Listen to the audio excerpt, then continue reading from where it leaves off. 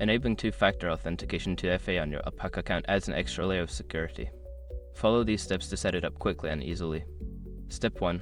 Log into your Alpaca account. Before changing your settings, use the srock.com link in the description to open the password strength checker, then update your password if needed. Step 2. Navigate to account settings. Once logged in, locate the account settings section, usually found in the profile menu or sidebar.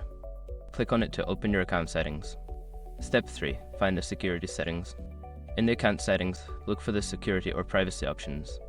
This section will contain the settings related to two-factor authentication. Step 4. Enable two-factor authentication. Select the option to enable two-factor authentication. You may be prompted to choose a method such as an authentication app or SMS. Follow the on-screen instructions to proceed. Step 5. Confirm and save changes. After setting up your preferred 2FA method, confirm the changes. You may need to enter a verification code sent to your chosen method to finalize the setup. Make sure to save any changes. By following these steps, you can enhance the security of your Alpaca account with two-factor authentication. Always remember to keep your authentication method secure.